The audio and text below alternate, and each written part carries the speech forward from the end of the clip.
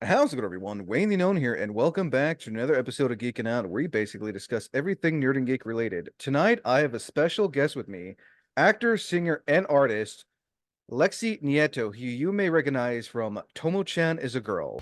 All right, when he walked in here, you said, "Good to see you again." Is he a regular or something? Tell me the truth!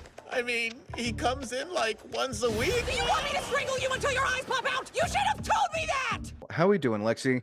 Doing great. How are you? I am doing good. It's officially my Friday, so I cannot complain. Yeah, that's what I like to hear.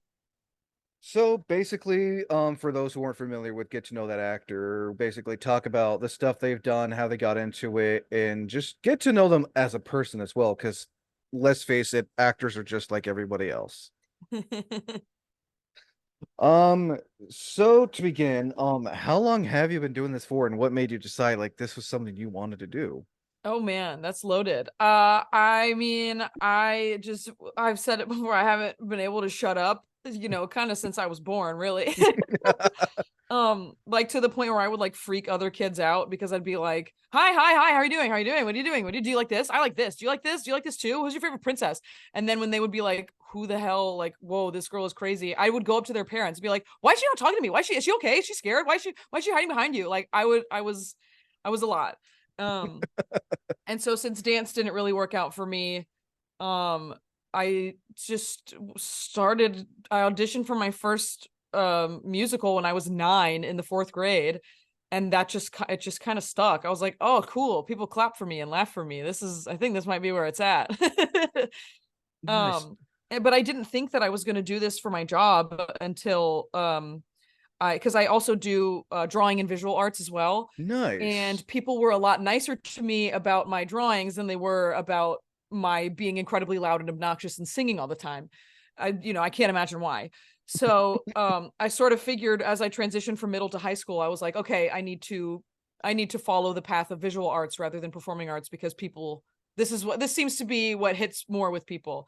And then I took one art class and I was like, nope, can't do it. Because when other people tell me what to draw, I don't like it anymore, because I want to draw all my silly little characters and all my favorite, my favorite animes and my favorite whatever. It's always like a fan art thing or something that I'm interested in at the time. And then I also at the same time was going back to my middle school to assistant direct the musicals.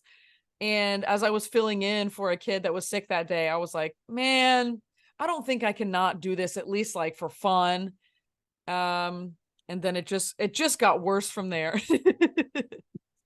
It sounds like, I mean, did you expect that doing that in middle school and everything would like bring it to what you're doing now, which is voicing characters in recognizable anime? Not in the slightest. I was obsessed. I've said before, I've watched more anime panels than I have actual anime. Like I would be either halfway or finish a show, and then I would look up like every Q&A panel with the cast under the sun. And so I was the person in the friend group that was like, oh my gosh, that's this person. They voiced this character in this character in this show, and then this Like, character I they know also that voiced this voice. character. Yeah, that was me. So I was obsessed with that. But I never, ever, ever, like, truly, I didn't even really consider that as an option, because I was like, oh, I do theater and I'm happy there. That's fine.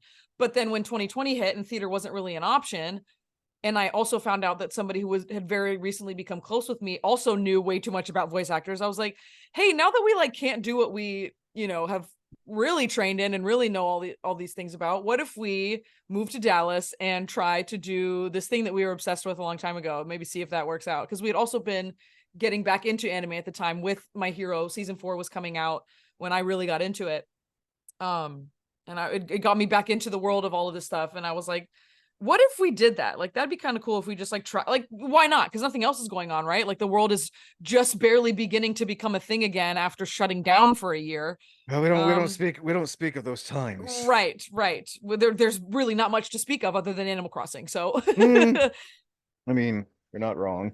yeah. But it ended up working out pretty well for the both of us. So feels pretty good. Nice. So, on the topic of anime, because it's a podcast I did a while back. What, if you can remember, what was your very first anime? Oh, it's Princess Tutu, because I didn't really know what anime was, and a friend of mine in the 5th grade had like recommended it to me because her brother, I guess, watched it.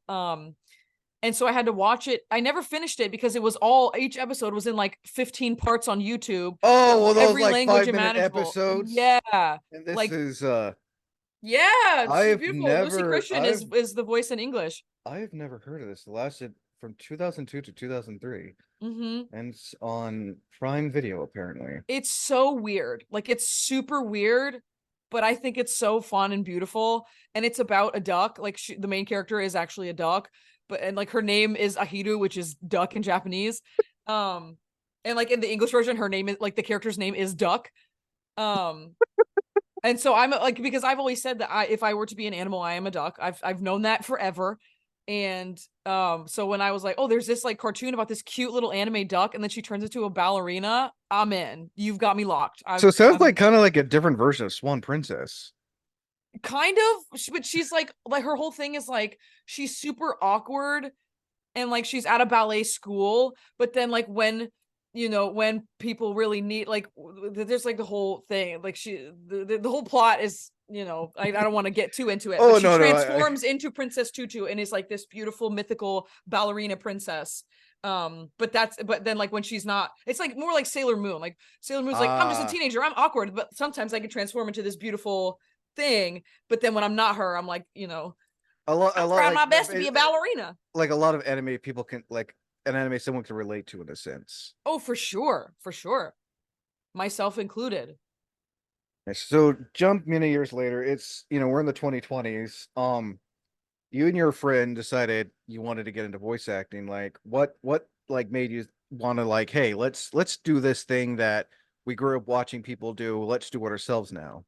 Yeah, I mean, it was just because all the stuff we were doing with live performance, like she was the house manager of a theater, and everything had shut down because of COVID. So I couldn't work. I was working at a theme park at the time. I couldn't do that.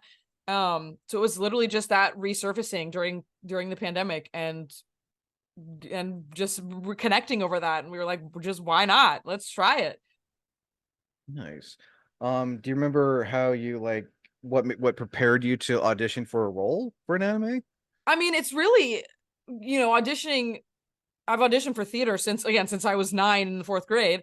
So it's different in the sense that you're not in the room with the director, which is a different experience than, Funimation actors back in the day, because they would still go in to the Mm-hmm. studio and audition with the lines in front of them. And that's not really a thing anymore because, number one, there's just so many people, there's no time to do that anymore. And now And you got directors like are recording all day. They don't have time to bring in people for auditions. You just submit it to a big database and they go through it when they have the time.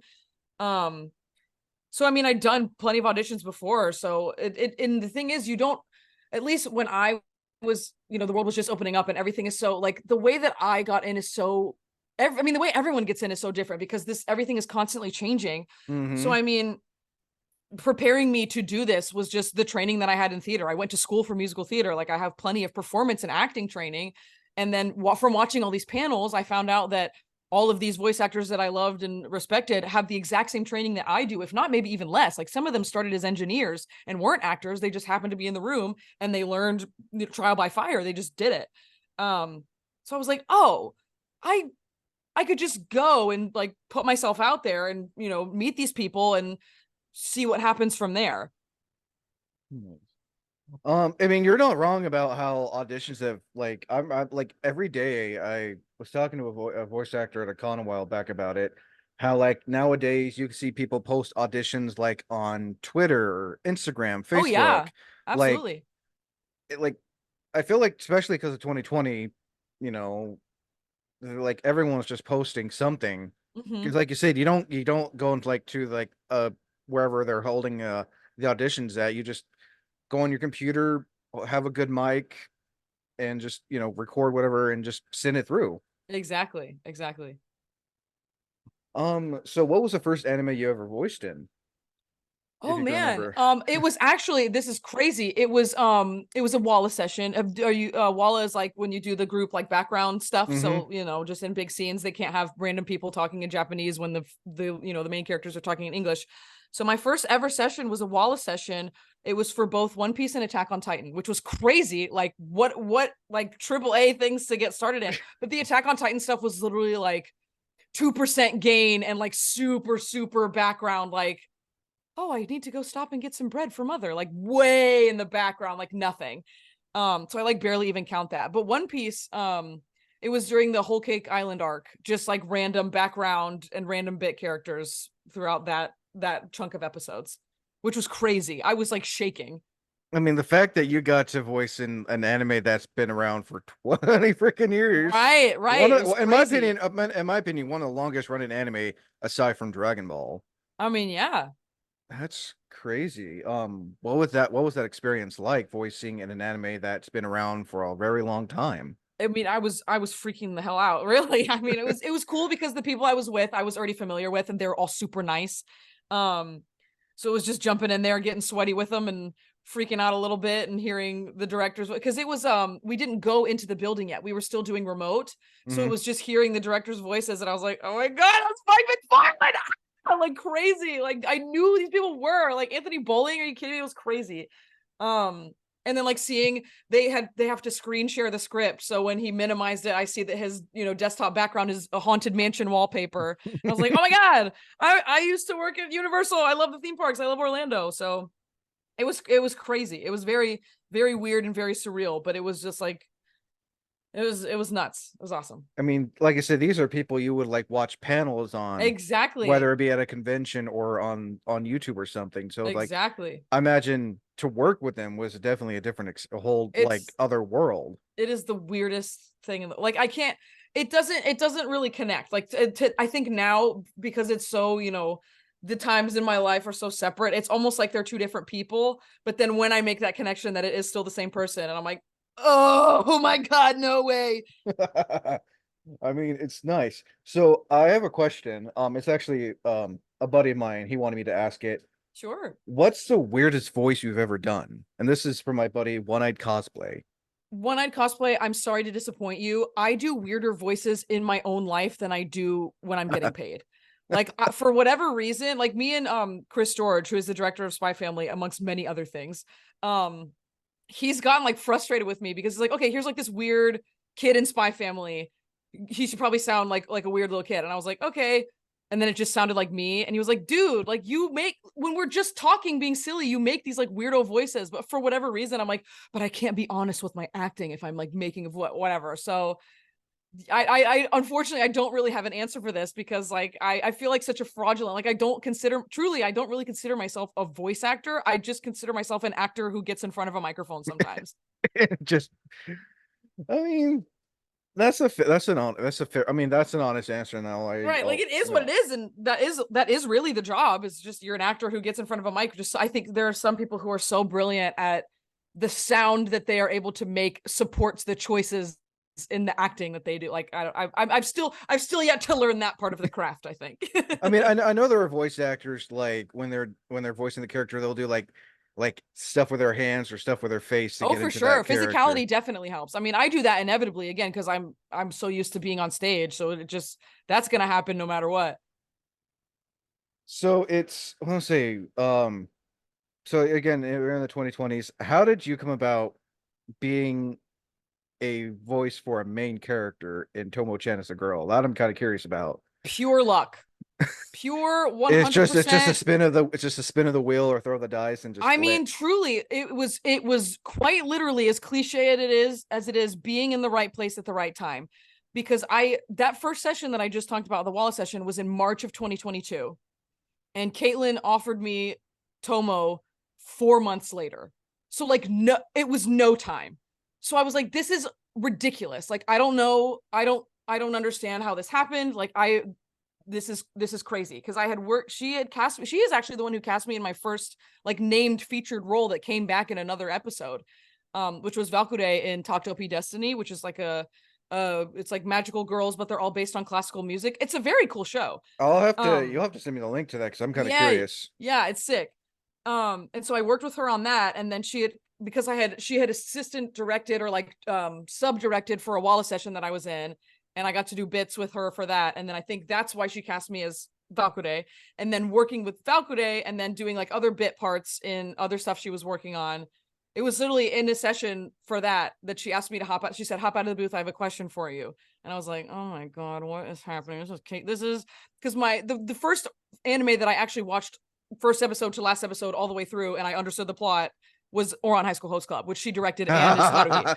So I'm like, Oh man, good, what really the a really frick? good anime in my opinion. Oh my, it's a classic. Like, it is a staple. It is a pillar of like any Slice of life. person who watches anime who is like around our age is gonna say they either have at least seen it, or that was one of their first and it's one of their favorites because it was one of their first. It was their gateway into the world of anime.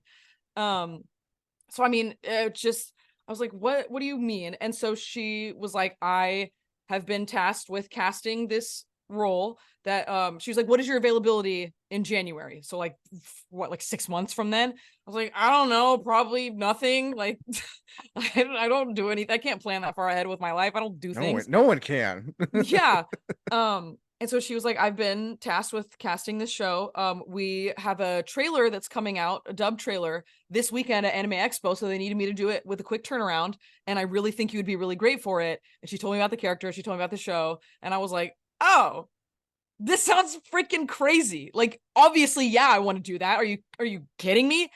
But the thing is, she was like, don't announce anything. Like, we can't even talk about what it is. Like, when they put it on the schedule in the green room, it didn't even say. It was just like Lexi Nieto in this studio. The good old and usually they have like NDA. Right, exactly. But it was like to the point where, again, usually when you're in studio in the green room, they have this big screen with the schedule of all the different studios, so you know where to go. But it'll have like it has like an acronym of what the show is. For example, My Hero Academia, MHA.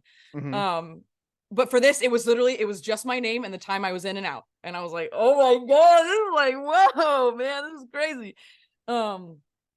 But even still, she was like, this isn't going to come out for a long time. We're not even going to start recording this for a while. They might have some changes. They might, I might not even be the actual director of the series. I've just been tasked with directing the trailer. So don't get married to this. Don't put anything online. We're going to hold off for a little bit.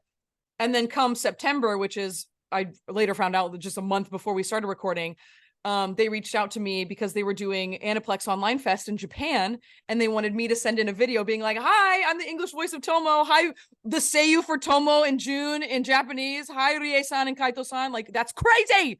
So I was like, okay, so I think this is pretty much locked in. Like, I don't think it's like, we're set. We're doing this now. They're giving me money to record myself saying, hi, I'm the English voice of Tomo Aizawa and Tomo-Chan Is A Girl. Like, that's crazy. Oh man, it was truly like, if I literally wouldn't have booked that walla session when I did, and I didn't come in until a couple months later, it wouldn't have happened. So it was truly just things falling into place perfectly. Like, I can't truly, I can't, and also I shouldn't discredit myself and saying like, oh, it was just luck. Like, like that is still true. But also, when I showed up and when I started out, I knew what I was doing, and I came prepared. I had taken my classes. I had the training under my belt. I wasn't afraid to make choices in the room, but like truly, like I wasn't afraid to be silly and like be loud and be bold in those little bit characters or whatever and make jokes. And I think that hopefully, again, is what made it all work out. No, I mean, it sounds like it has. And again, I'm not sure if I asked this. What is a walla session? Like, what does it entail? Yeah. So typically what it is it's usually 4 people. Sometimes it can be more or less, but typically the most typical textbook walla session is 4 people. Typically you're all the same gender. Sometimes it's 2 and 2, or at least like lower voices and higher voices, but like, right. What you do typically, you all go in at the same time, and then again they'll be like, okay, so we're gonna have about 20 seconds of just like village chatter. So, and then usually they'll have some examples in the script, like, oh, I forgot to pick up this thing for my groceries. Oh, good to see you again. How are you? Yes, that'll be 25 cents. Thank you so much. Like, just random things you would hear walking in the street in a village. Okay. So, and then after you record all the group things, typically there'll be different cues all throughout the episode, like school, like, oh, I forgot to do the homework. Like, you just random ambiance. And then usually what happens after that is everybody hops out, and then one by one you go in and record bits. So it's just like student 25A. Oh, nice. Like, just random over the crowd things that you'll hear, just random bit characters or bit creatures or whatever. So that's typically how it happens. And it can be anywhere from like 4 hours to like you come in for 15 minutes because they only had the one cue.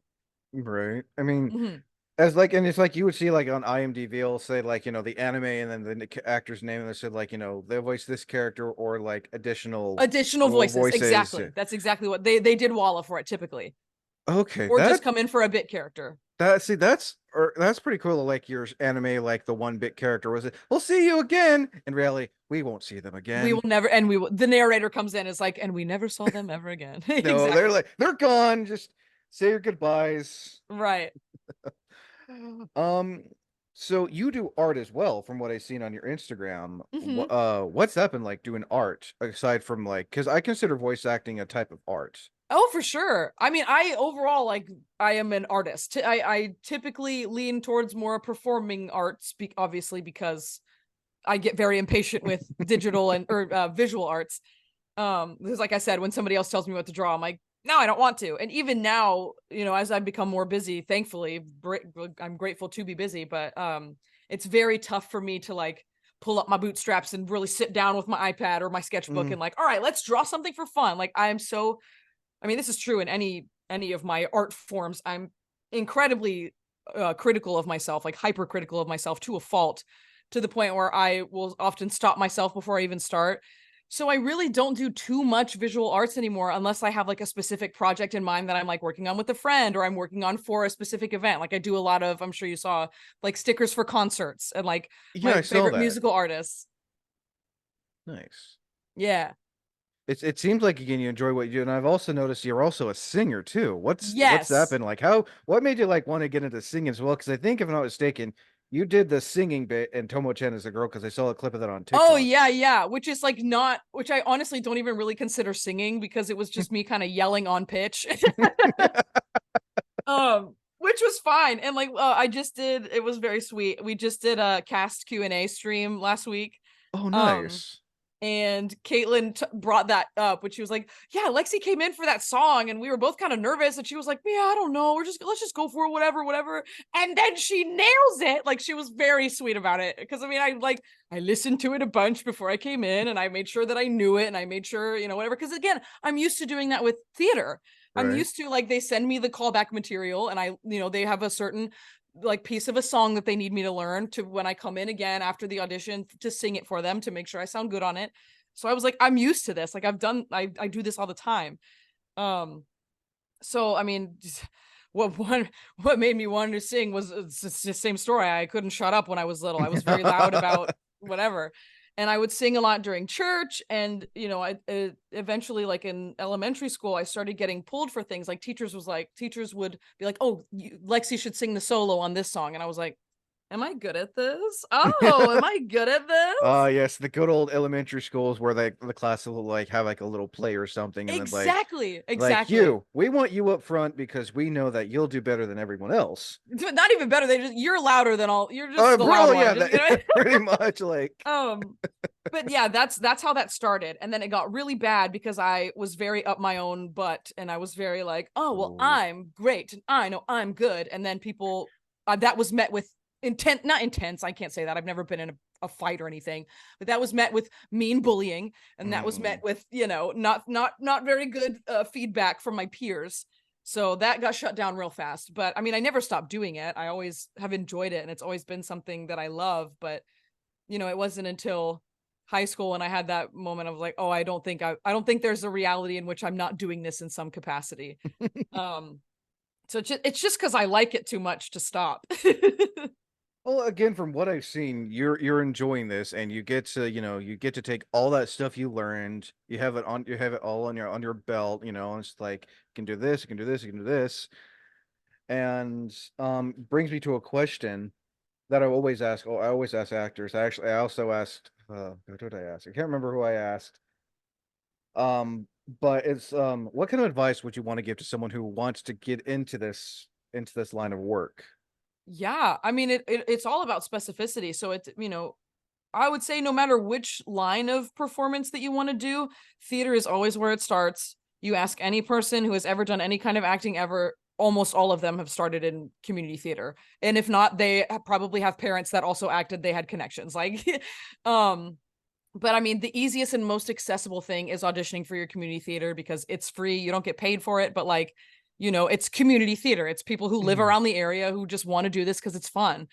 And then just like researching. If you really, I think, at least for me, if I'm like really interested and like locked into wanting to learn something and like wanting to be better at something, the research is really fun because you're learning about it and, watching like you have favorite performers. What about their performances do you really like? Write it down, identify it, actually like figure out what it is, identify that, and how can you emulate that in your own performances and then also make it your own. So I mean, it's all about just if you like it so much, just throw yourself in, like do all the research, watch all the things, practice at home, practice in front of your mirror, practice in the shower. I sing in the shower all the time. Every single night I'm doing a one woman show in the shower every night, man. Seriously. And the thing is, I have a weird thing about like my roommates hearing me sing or like do anything. So I'm fully lip syncing and like not actually making any sound, but I'm going crazy in there. I'm giving it everything. But yeah, truly do your research. Don't forget to love it and don't forget to have fun and practice and find opportunities for yourself because they really are everywhere. Like Oh no, it can be tough to do sometimes when you're not, especially if you're feeling down, but like there's stuff, you can find stuff anywhere and everywhere, truly. I wholeheartedly agree. Now another question I always ask. Mm-hmm. Um, and this kind of ties into making this into a career.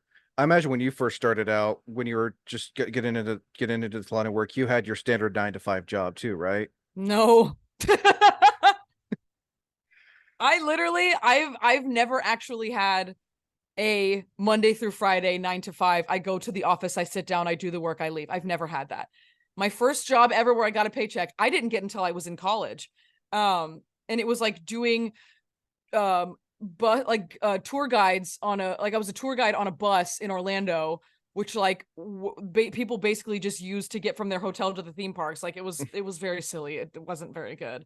Um, but that was my first job, and I was in college. And then when I graduated college, I booked at Universal, a theme park.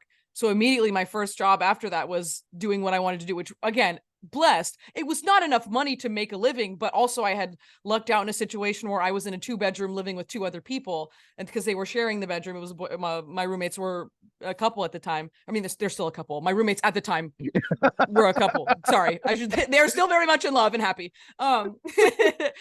They so we split the rent 3 ways, and it was super. I mean, now thinking about it, I'm like, I would throw up to have the same rent payment that I did right out of college. So I was able to like barely make it by doing that because I wasn't like a full-time employee at Universal. It was just I was in the pool, which means that whoever called out or when there were openings in the schedule for after all the shifts had been distributed to the people who had contracts and certain hours that they needed to meet, and then the ranked performers as well, then they would kind of divvy it out to whoever was available. Kind of like a part-time thing. So like even below part-time, there was no Oh guaranteed God, hours. I can't remember that name, but there is a word, there is a term for that. Yeah, it's like flex or something. I don't Something know. like that. Yeah, that Yeah, makes sense. it was like that. So it was whenever I could get a shift, which sometimes was not for a couple weeks in a row, which was not fun for my bank account or or my Oof. emotions. But I mean, the people who work there, that's the reason that I know the people I live with now, and my friends that I moved here with, is because of that job. So I mean, it was fantastic. But yeah, it was that, and then the world shut down, and then I had no job. But then I started getting the stimulus checks, and I was living with my parents, so I wasn't paying rent. So that, I built up savings from the government money that I was getting for doing nothing for playing Animal Crossing. Yay, free money. Yeah, exactly. And then I used that savings to move here. And then the first job I had here was I worked at an outdoor movie theater, which was like, so it's not really like I go into the office. It was just like I come in and I work concessions, or like I hand out, the headphones, or I'm working the ticket counter, like, little stuff like that. Right. And then what happened after that? And then I started, I still have this job. I do I scan tickets at a concert venue close to downtown Dallas. Which doesn't really pay, again, it's not a living wage. And again, that's also only when there's a show scheduled there, which could Right. be 3 or 4 times in one week, or it could be once a month, like it is for the summer. Mm-hmm. So it's always just kind of been finding random odd jobs. I just finished like a 2-month stint of waiting tables. So that was something. So it's, I mean, always, it's constantly just like finding what works with your schedule and however long that you have and Yeah, I figuring it mean, out from I mean, there. it doesn't. I mean, I know it. Like, there are those actors who've been doing this for a long time where they'll get a job no matter what. But then there are people who are just starting out because I know, like since like 2018, 17 and up, like there's been like a massive like amount of people getting into this line of work. But I know at the same Mhm. time, there's not. Oh, there's that chance we won't always get a call back. So it doesn't. I'm sure it doesn't hurt to have like something on the side to help until you Absolutely. get the call back. Then it's like, okay, I'll stop this, but then go back to this, and when that's done, I'll go back to I imagine that's Yeah, how it's kind of definitely. for you. It's like it's kind of a back and forth thing. I imagine. For sure. Absolutely.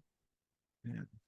That must like be really like just rack your brain like As going an back anxious and forth. person, it is very tough. Oh, I can't imagine doing like the multiple job thing. I mean, I commend those who can do that, especially someone who's, voicing a bunch of characters, then you know, put it on the glasses and being Clark Kent. Yeah, I mean, period. If I'm as fine as My Adventures with Superman animated Clark Kent, I think I'm gonna be doing okay. Oh, good, but a good show, by the way, in my I opinion. love that show. Oh my god, it was just delightful. I'm not even a big superhero person, but I adored that show. It Good was show. so good. Now on to some of my favorite questions. Let's do it. Conventions. What has that been like being a guest at conventions compared to going to a convention and not being a guest? Oh man, well let me tell you, I've only done that one time, so I'm still very much learning. When I go to conventions, typically it's to host the Q&A panels for the voice actors, which I Nice. think is I mean, I love it. I have such a blast doing that. Um so I mean it's so much fun. It's very strange. I mean, to be again, like I'm still the attendee. I'm still just the person like rolling up because I love this, but then sometimes I get to go backstage and walk on stage and be the person interviewing the person, like Oh, it's it's from experience from doing that myself, going to cons and interviewing actors and hosting cosplay contests. Like it's different from attending. It's like, oh, huh, now I just know what it's like from the other side. no, for sure, for sure. And I mean, I think event management is so fun and interesting. And my friends and I that I live with are very interested in doing that. Like my roommate now works in event management full time. Nice. She's because again, she was the house manager of a big performing arts center in Orlando, and now she's working full time in convention stuff, which is, I mean, she's brilliant and she is gonna do so many wonderful things, and I'm so excited. Nice. Um, but yeah, we all love that. Like another roommate of mine, she is like typically their go-to person for the anime panels and content for fan expos. So if you've been to the one-on-one Q&A panels and you see a beautiful dark-haired girl with a fantastic outfit being the moderator, that's probably my roommate Jacqueline. She's fabulous. Nice. Um yeah, we love that. We love it. It's so fun. Now, for you, what has it been like being a voice acting guest at a con? It was crazy. Like again, I only did it that one time and that whole weekend was such a blur. Like it was I was there and Rico was at the table next to me and I was there with Kirsty, who is the roommate I've been talking about, who is incredible and gifted at event management, and she's also a brilliant artist and like both visual and performing and directing. Um it was just so fun to get to hang out with those people. Like I got to meet a couple members of the Spanish cast and crew of My Hero. So the director of the Spanish dub of My Hero, and he also voices Bakugo and Shigaraki, if I'm not mistaken. I got to meet him, and then the Spanish voice of Todoroki. We're there. We hung out with them so much. It was so much fun. Rams and It Juan, they're so cool. it sounds like it.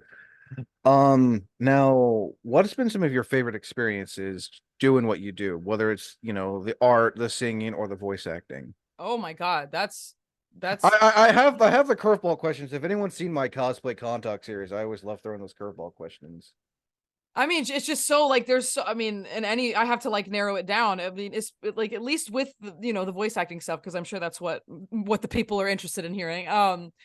I mean, getting to know these people truly. And I've said that forever. It's always going to be about getting to work with people that I think are so cool, and getting to know them and getting to see how they work and learning from them and becoming their friends, which is crazy. Yeah, it's that's been the best. And of course, getting cast opposite my favorite is like it was unreal. It was unheard of. So like that, already having my first lead that early in my time with Crunchyroll Funimation was like, again, already unheard of. And then having it come, later down the line, having my favorite my favorite person, my favorite actor be my opposite in the show. Like, that's ridiculous. Like, I again, still, like, this show has been out for over a year, like, fully done, and I'm still like, that's not real. That's just something I made up. No, Wait, it's okay. That wasn't who's that your favorite person that you've like Rico worked? Fajardo. Oh, the voice of June? Yeah, No. yeah. He also voices Mirio, who is like one of my favorite characters of all time ever. So I have like Nice. my little right above my computer. I have like my little Mirio shrine. Um, but it was literally like watching again, like I said, when we were all getting to know each other over the pandemic, as season 4 was coming out, when they started doing the remote recordings. At first I was like, I'm not sure about this guy. He's beating up all my favorite characters. I don't know, because at the end of season 3 is when Mirio comes in. And his introduction is literally like, I'm the star of the senior class. Now I'm going to Oh, show you why. this Yes. guy. Okay, Yeah. I've seen a lot. I've seen a lot of him Yes. That's my like angel. back in like 2022. I saw like a bunch of people cosplay him and everything. Yeah, he's the greatest. So yes, Rico is also the voice of Mirio. That's Shout out to well now Rico. always. Always I cannot go anywhere without shout out to Rico. Which is great. It's wonderful because that's the thing. It's such a blessing, and I'm truly honored to be like so associated with him now that like most of the time when I am lucky enough to be invited to an interview like this, people will ask me like, what was it like to work with Rico? So you and Rico are friends. Can we talk about your friendship? I'm like, yes. Oh my God, I would love to talk about this. Because I still can't believe it's real. Like, yeah, I cat sit for him when he's out of town at conventions, but like it is so casual. Like, is we live, like, I don't live closer to anybody else that I know. Like, his house is so close to my apartment now. It's so wonderful.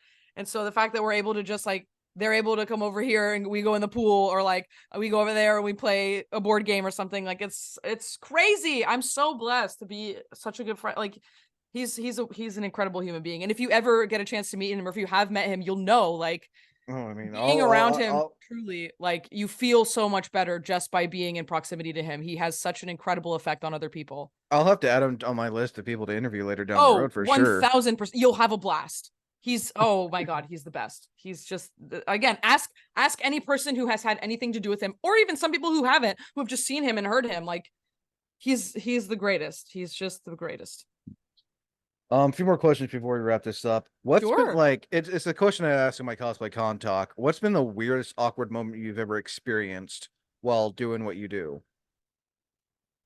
I'm lucky, I think, to say that I really haven't had many. Because it's, if anybody's gonna make it weird or awkward, it's myself. Just because I'm like, that was a stupid take, that sucked. And then oh man, I don't know. It's usually just me like saying something out of pocket and everyone not really taking it well. I'm like, okay, sorry guys, I don't know, I was just being a little silly. Sorry everybody. Yeah, I don't know.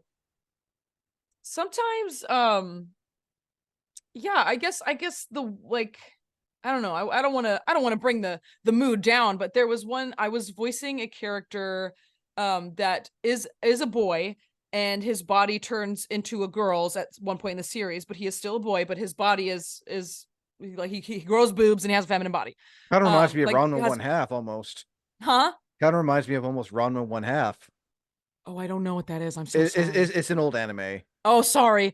Yes, this It's was like no, continue. yeah, Sorry. yeah. It was just, it was tricky because in that, for that episode, when his body turns female, they were like, okay, his voice needs to sound kind of different and more feminine. And I was like, okay, sure. So we're like, we'll pitch it up. And like, of course, as you're going through an episode, you're gonna slip back naturally into your own voice, just because that's what happens. But like, having that be like, okay, we need to change your voice to sound more like a girl. It was like, oh man, but I am a girl. And it was like a whole Tomo situation again. So I guess if that counts, I don't know. That's more of a me thing. I think I need to be. I would count that. That actually kind of now, because you voice both male and female characters. What's that like voicing both genders? Let me tell you, I haven't been called in to play a woman in a long time, and it feels really good. So And like, that's not even me being facetious. Like, I have accepted, and I am willing to take the bookings and take the monies and take the opportunities. And it's so much more fun to get to focus on having fun and being silly, rather than, okay, I need to pitch my voice up naturally to sound like a girl, and I'm focusing too hard on that instead of just having fun. So getting to play rowdy little guys is perfect. It's right up my alley because I feel like that's my energy and that's what I sound like. So it's fun. It's so much fun. I love to be a little boy, or even like a Is teen boys. Give me anything. I love it. I that love to be a little guy. that one character you told me about with the purple hair from Vampire Dormitories or Oh, whatever? Judy, yes. Yeah, so what is I try to find the English dub. I mean, I'll probably have to get Crunchyroll, but what's it like voicing Judy from is it okay, what's the name of the anime again? It's called a Vampire Dormitory. Yeah, so I tried to look it up on YouTube for English dub, but all I can find is like the sub version. I have to probably actually get Crunchyroll to check it out. Yeah, YouTube is tough now because now Crunchyroll has like their own YouTube and they're like, we post all the clips on here, and if we find them elsewhere, we're gonna take them down. I loved it. It was so because I got to work with Helena, who was the engineer for Tomo, and she has now become a director since. And so she cast me. This was the first time that we've had like a character that came back for a whole season that we've got to work on together, which was so fun because I mean we also worked with Derek, our engineer. So the three of us like are just goofy. Like it's so fun to just joke around with them. But that character is very like it's not my typical like I'm a little guy. Like he's very quiet, he's very reserved, he is a closeted little gay boy. He has a crush on his childhood best friend. As He's you going do. through a lot, as you do. He has no idea about the vampires. He has nothing to do with the vampires at all. He's just a high school kid working at a cafe trying to do his best. And he's a little sweet little cloud of a boy. He's very sweet. Aw. Mm-hmm. Because I know like and I have to say this after like watching clips of Tomo-Chan Is A Girl, it's like, okay, Tomo is definitely a tomboy. So I imagine it must have been nice to get to use your actual voice too. Oh my God. That's the thing. Like it was the perfect thing because I didn't have that's what it's so funny because people are like so typically geared up to be like, how'd you find the voice for Tomo? But then they hear me talk and they're like, wait a minute, that's just you. So it's a blessing. It was such a blessing to be a character that is just one to one my energy. Like it was so I don't want to say easy, but it was easy. Like I didn't really have to do too much of like putting myself in different circumstances. Because like even sometimes with Judy, Helena had to be like, we got to bring it down just a little bit. We got to let's bring it in. Not too often, which was great. I really patted myself on the back. I'll be like, okay, I didn't really get that note too often. I think I'm doing okay. But like, because just me is, as you could tell, very loud, very energetic. So getting to do that was so much fun. It's awesome. No, that's the one. That's like the one thing I gotta say about I have respect for for all voice actors, but like it took me a long time to realize like certain high school characters or younger character like boy characters were voiced by girls. Like I did not know that, but that is pretty freaking cool. Yeah, it's so fun. Mad respect. Oh man, it's so fun. Let's see now. This would be the first time question asking this. I've never asked anyone. Are there like characters you would love to voice in the future? Always little guy. If given the opportunity. Honestly, like a character like Deku, like oh sorry, I forgot you haven't watched My Hero. Like a I'm familiar with his voice and everything. Yeah, so like I've seen but that kind of clips. character. So like a shonen, a teen boy shonen protagonist, who has a softer demeanor, but can get scrappy if needed. I would love to do that because like obviously if it's a teen a teen male and it sounds like me, he's probably going to be a little bit femboy like or in some way.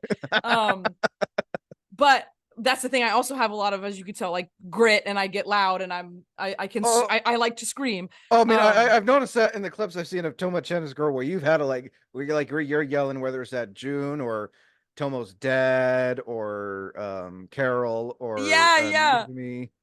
Oh, it's the best. Yeah, it's so I love it. But that archetype of character, I would love it if I would have a chance to do something like that. They're like I the think that quiet, would be shy so type, much but fun. like you piss them off, they're like a badass, like just run. Or even just having a character in a show that is going to be so long running and get to explore just every kind of possible situation that character can go through. I mean, that's just like for an actor, that's just like a full course meal, So I would love to do anything, any kind of cool little guy character that's gonna go through every kind of emotion. I would love to do that. Nice. Now, a question I always ask when I ask cosplayers this, I also recently started asking actors this. What kind of impact has this had on you altogether? Like, was this something you'd expect to do for the rest of your life? I mean, performing, yes, because again, I tried to do other things and it just didn't. I mean, it just doesn't work. Yeah, that makes Um, sense.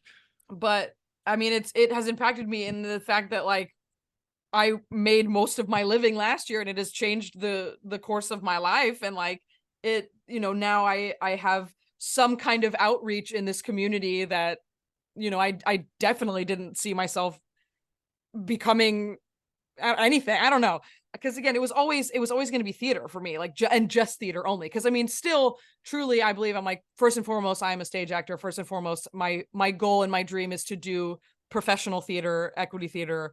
That's what I want to do. And like even when people are like, oh yeah, you're a voice actor, you've made it. I'm like, not true at all.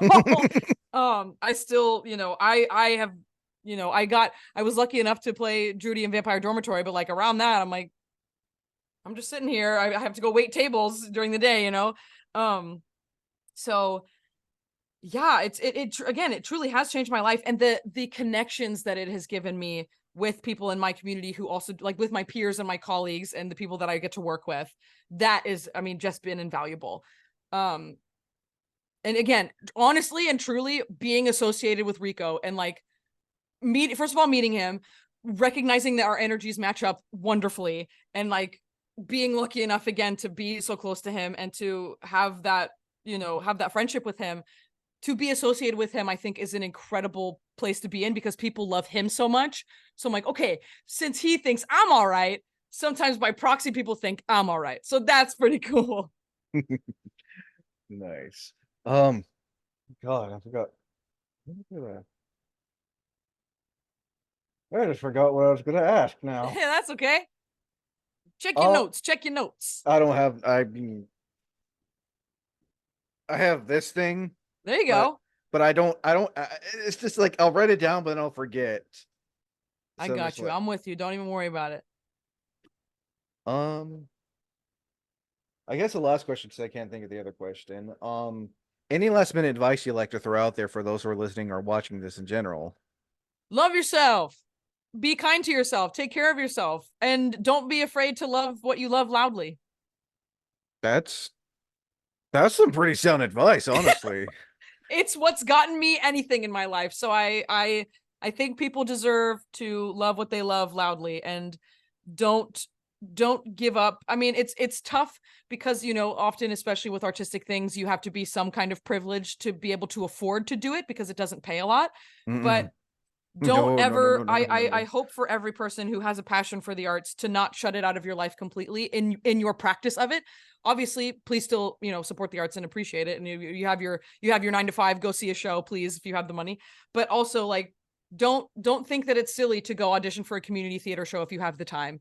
And if you really, oh, I'm an engineer now, but I've always wanted to, learn how to sculpt.